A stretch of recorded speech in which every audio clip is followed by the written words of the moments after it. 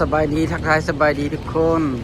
ตอนนี้เราอยู่กันที่คิวรถเมล์สายใต้นะทุกคนเนาะอันนี้บรรยากาศทางคิวรถเมล์สายใต้ตอนเช้าเนาะบรรยากาศ ใกล้จะฮอดวันซาดแล้วเนาะทุกคนเนาะนี่บรรยากาศทางคิวรถเมล์นี่ก็คือคืนกันอยู่เนาะแต่ว่ารถก็จะบ่หลายปานไหนเนาะทุกคนเนาะแต่ละแข่งนี่ก็จะมีแต่เที่ยวเดียวเนาะตัวมือเนาะปกติมันก็จะหลายกว่านี้เนาะเดี๋ยวเราจะพาทุกคนมาย่างครับชมบรรยากาศ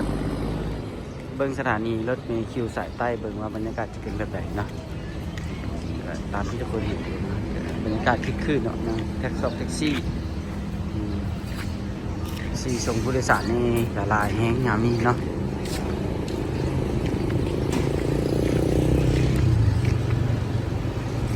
จะเป็นบรรยากาศทางผู้คนที่มาส่งญาติพี่น้องบ่สิเนาะมาครับพี่น้องบรรยากาศกินข้าวซุ้มกันน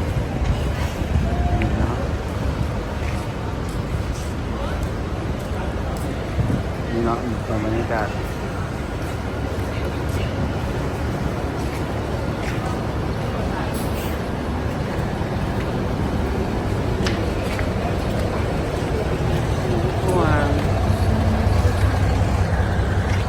คิวรถอันนี้จะเป็นทางเวียดนามนะทุกคนเนาะไปทางลักซาวทางใต้เวียดนามแกเสื้อเลยแต่งรถอยู่เนาะ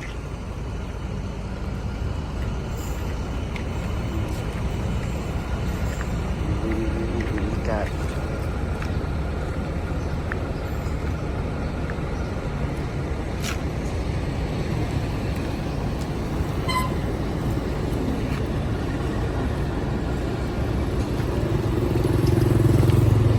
ควันดำควันหลาย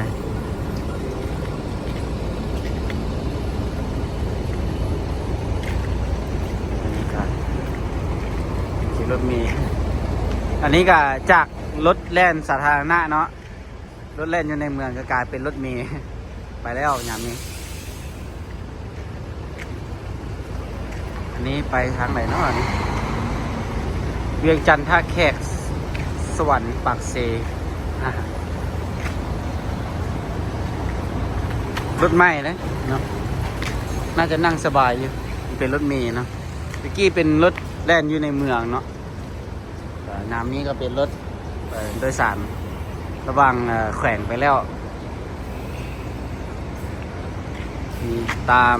นี่ก็ทางฝากนี่เนาะอันนี้ฝากออกนะทุกคนเนาะทางออกไปจากสถานีทางออกไปนี่ก็จะมีห้างร้านอาหารเนาะเลี้ยนยาวกันเลยห้างร้านอาหารเลี้ยนยาวเลย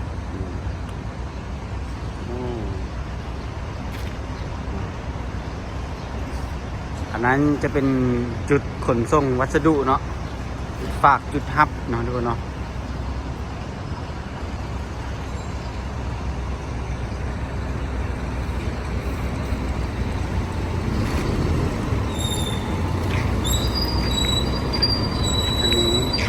อันนี้จะเป็นโซน A เนาะแล้วก็โซน B โซน C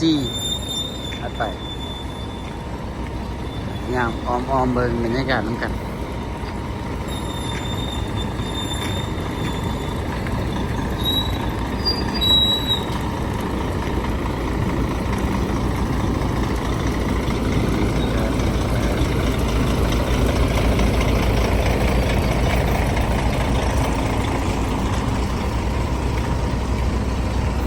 รถฮานอย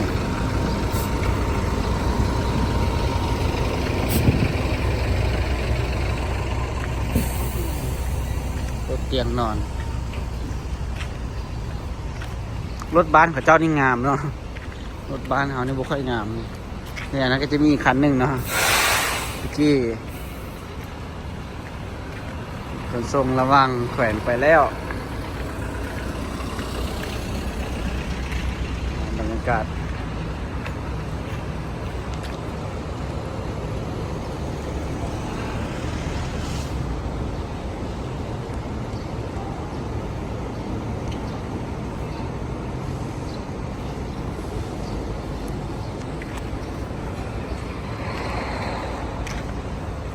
อันนี้จะเป็นตึกเนาะตึกไงตึกทางหน้าเลยเนาะหน้าสถานีเลยเป็นบอนขายปี้แล้วก็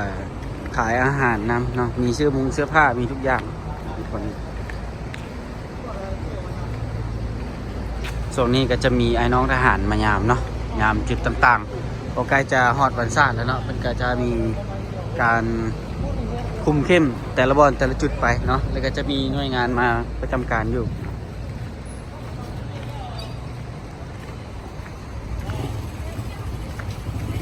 เดี๋ยวเราจะพาย่างเข้าไปชมในข้างในสถานีนิดนึงเนาะที่นี่ซาลาเปาขายมาเบิ่งบรรยากาศทางในสถานีนิดนึงเนาะ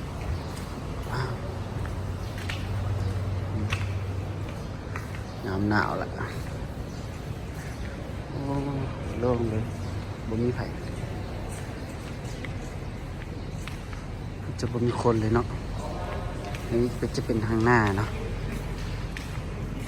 ทางรถเข้านะไผจะเอารถเข้าก็ต้องจ่ายค่ารถเข้าคันหนึ่ง5,000นะคันบ่เอารถเข้าก็ย่างมาข้างหน้าสถานีเนาะอันนี้จะเป็นมาจอดที่นี่แล้วก็คนลงแล้วก็ไปงั้นจะบนนั่งท่าเนาะ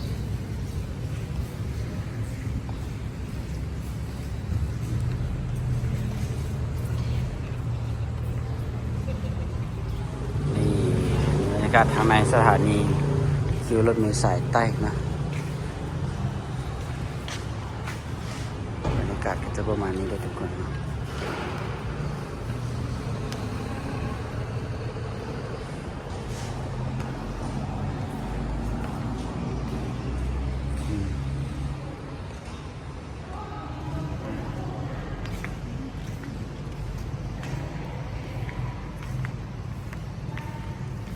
มาเบิ่งฝั่งนี้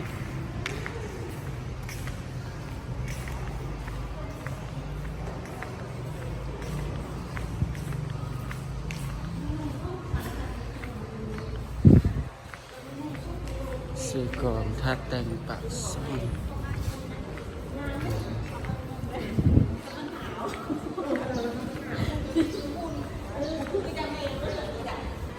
โซนมีเสื้อผ้ามีอย่างเงี้ยอยู่นี่เนาะ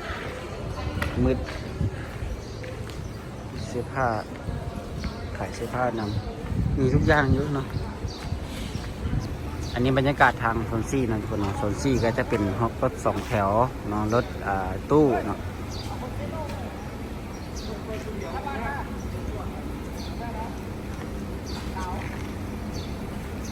ทางหลังก็จะเป็นบ่อนพักรถบ่อนจอดรถนะทุกคนเนาะมีบ่อนจอดรถแล้วก็เป็นตึกสีบัวให้ก็จะเป็นห้องพักนะเป็นห้องพัก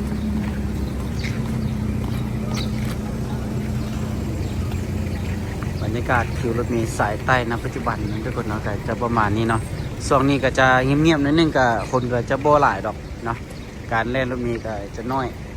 ปกติก็มีหลายเที่ยวมื้อนึงนะ2 เที่ยวจังต่ำเนาะช่วงนี้ก็เที่ยวเดียวเนาะมื้อละเที่ยวจำกัดโดยสารก็น้อยแดงมาทุกคนเนาะการเดินทางช่วงนี้ก็จะประมาณนี้ทุกคนเนาะก็พอให้ทุกคนได้เห็นได้เบิ่งกันณปัจจุบันเนาะคิวรถเมล์สายใต้เนาะก็ในก่อนที่จะถึงวันศาสตร์เฮานี่ก็จะบ่ค่อยหลายปานใดเนาะผู้โดยสารสำหรับคลิปวิดีโอนี้เราก็จะขอจบคลิปกันเพียงเท่านี้ทุกคนอย่าลืมกดไลค์กด Subscribe เพื่อเป็นกำลังใจในการติดตามคลิปวิดีโอต่อไปแล้วเจอกันใหม่คลิปหน้านะบ๊ายบาย